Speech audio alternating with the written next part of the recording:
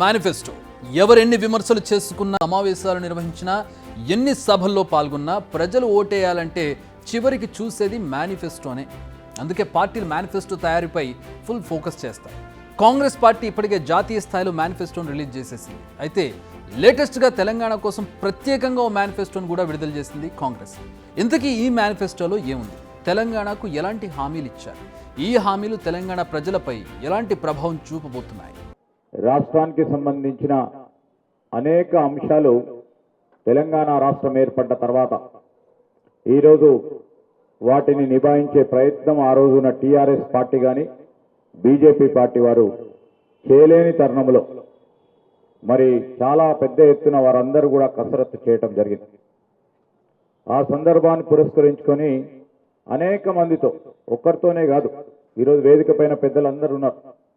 కాంగ్రెస్ పార్టీకి సంబంధించిన మా సోదరులు సోదరిమణులతోనే కాకుండా వివిధ సంఘాలతో మరి ఈ తెలంగాణ సమాజంలో ఎవరైతే గొంతుకై నిలిచి తెలంగాణ రాష్ట్రాన్ని సాధించేందుకు ప్రయత్నం చేశారో వారందరి ఆలోచనలు తీసుకొని అప్పుడు మేనిఫెస్టోను రూపొందించటం, ఈరోజు కూడా అదేవిధంగా మరి తెలంగాణ సమాజాన్ని స్ఫురించే ప్రతి ఒక్క అంశాన్ని, ప్రతి ఒక్క వర్గాన్ని వారితోని సంప్రదింపులు చేసి ఈరోజు ఒక ఆలోచనకు వచ్చి ప్రధానమైన కొన్ని అంశాలని రేపు కాంగ్రెస్ పార్టీ కేంద్రంలో అధికారంగా రాగానే మేము ఏం చేయబోతామని చెప్పడానికి మరి ఒక 23 ప్రధానమైన అంశాలని ప్రజల ముందట ఉంచుతా ఉన్నాం.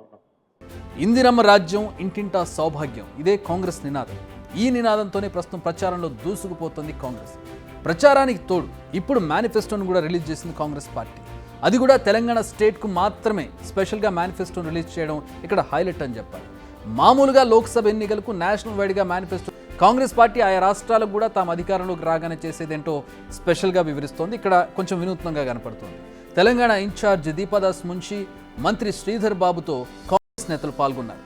సేమ్ 5 న్యాయ్ 25 గ్యారంటీ పేరుతో మేనిఫెస్టోను రిలీజ్ చేశారు. మేనిఫెస్టోలో సమన్యాయం, రైతు న్యాయం, కార్మిక న్యాయం, యువ న్యాయం, మహిళా న్యాయం పేరుతో 25 గ్యారంటీలను ఇచ్చింది కాంగ్రెస్ పార్టీ. ఇవి పాత విషయాలే, మనం ఇంతకు ముందే వీటిపై డిస్కస్ కూడా చేశాం. ఇందులో కొత్త విషయాలు ఏంటంటే తెలంగాణ స్టేట్కి ఇచ్చిన ప్రత్యేక హామీలు, మొత్తం 23 ప్రత్యేక హామీలను ఇచ్చింది కాంగ్రెస్ పార్టీ.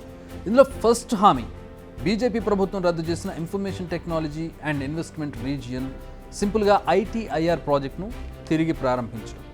రెండోది 2014 నాటి ఏపీ పునర్వ్యవస్థీకరణ చట్టం, ఖాజీపేటలో రైల్వే కోచ్ ఫ్యాక్టరీ, బయ్యారంలో ఉక్కు కర్మాగారం, హైదరాబాద్లో ఐఐఎం ఏర్పాటు చేయడం, Hyderabad to Vijayawada national highway పక్కన ర్యాపిడ్ రైల్వే నెట్వర్క్ను ఏర్పాటు చేయడం, మైనింగ్ యూనివర్సిటీని ఏర్పాటు చేయడం. ఇక మరో సంచలనమైన హామీ ఇచ్చింది కాంగ్రెస్ పార్టీ. అదేంటంటే ఏపీలో విలీనమైన 5 గ్రామాలను తిరిగి తెలంగాణలో విలీనం చేయడం. ఇది నిజంగా కాస్త సంచలనమైన హామీ అనే చెప్పాలి. ఎందుకంటే సమయం వచ్చినప్పుడల్లా ప్రతి పార్టీ ఈ 5 గ్రామాలకు సంబంధించి మాట్లాడుతున్నటువంటి సందర్భం, బీజేపీ కావచ్చు, కాంగ్రెస్ కావచ్చు. కానీ ఇక్కడ కాంగ్రెస్ కన్స్ట్రక్టివ్గా ఈ విషయాన్ని తమ మేనిఫెస్టోలో రూపొందించారు. మరో హామీ పాలమూరు రంగారెడ్డి ప్రాజెక్టు జాతీయ హోదా కల్పించడం. ఈ ప్రాజెక్టుకు జాతీయ హోదా కల్పించడంపై ఎప్పటి నుంచో డిమాండ్ ఉంది. ఇప్పుడు ఈ డిమాండ్ నెరవేరుస్తామంటోంది కాంగ్రెస్ పార్టీ.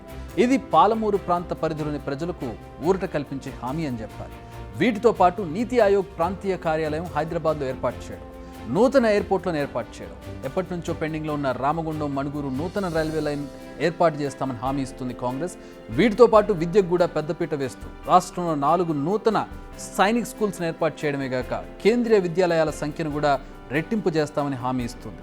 ఇక క్రీడల అభివృద్ధి కోసం నేషనల్ స్పోర్ట్స్ యూనివర్సిటీని తెలంగాణలో ఏర్పాటు చేస్తామని హామీ ఇస్తోంది కాంగ్రెస్ పార్టీ ఈ మేనిఫెస్టోలో.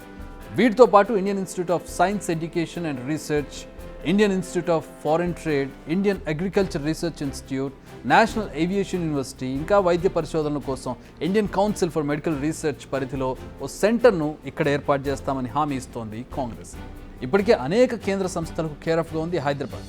అలాంటి హైదరాబాద్ ఖ్యాతిని మరింత పెంచేందుకు కాంగ్రెస్ పార్టీ తమ మేనిఫెస్టోలో హామీ ఇస్తోంది. ఇక కాంగ్రెస్ పార్టీ ఇస్తున్న మరో కీలక హామీ కేంద్ర ప్రభుత్వ నిధులు గ్రామ సర్పంచులకు నేరుగా బదిలీ చేయడం.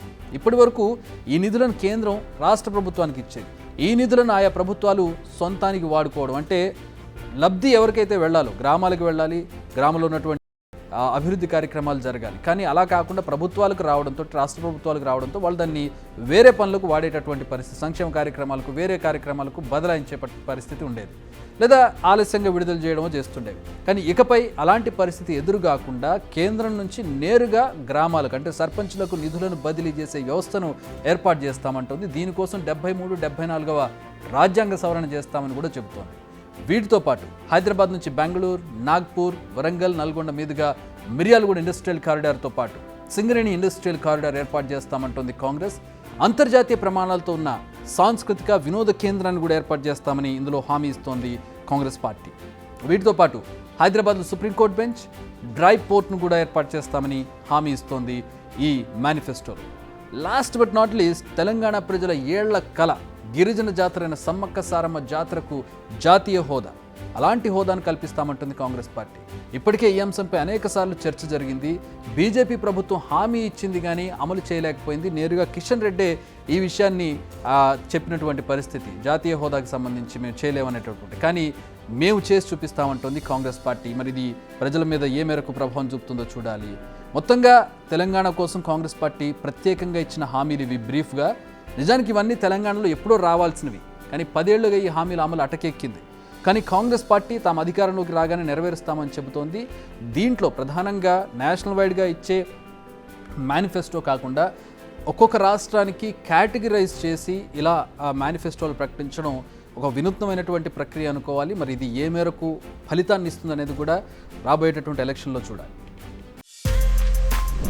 బిగ్ టీవీ అవుట్లుక్ కథనాలు నచ్చితే వెంటనే బిగ్ టీవీ ఛానల్ ను సబ్స్క్రైబ్ చేయండి.